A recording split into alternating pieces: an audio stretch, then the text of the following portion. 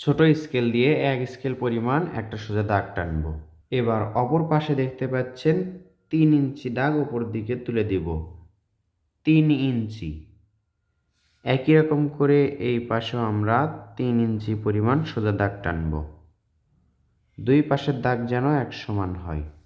এবার আবার দেখুন স্কেল দিয়ে এখান থেকে একটি দাগ,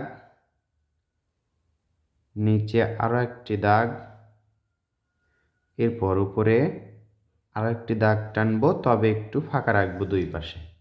এই দাগটা একটু ভাঁজ করে এটার সাথে মিলে দিব। এখন দেখুন 1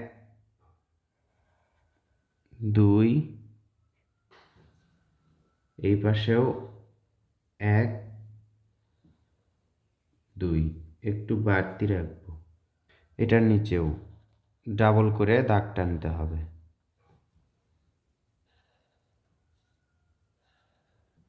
এর মাঝে থেকে নিয়ে হালকাভাবে একটা দাগ আঁকলাম। এবার এটাকে গাঢ় করব।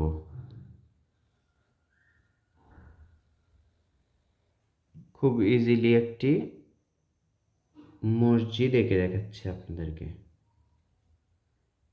এই গোলটা সুন্দর করে করতে হবে।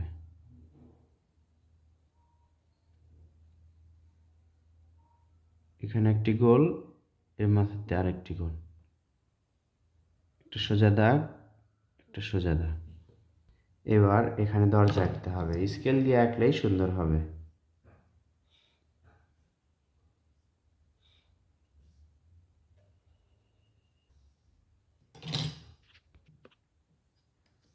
এবার এখানে সোজা দুইটা দাগ,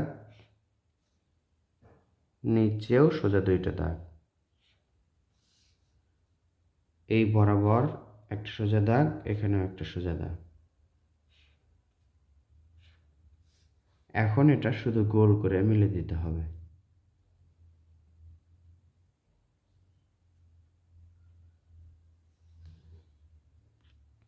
এবার এটাতে রং করলেই সুন্দর লাগবে। একটা সাধারণ রং দেখায়, আশা করছি এটা সুন্দর হবে।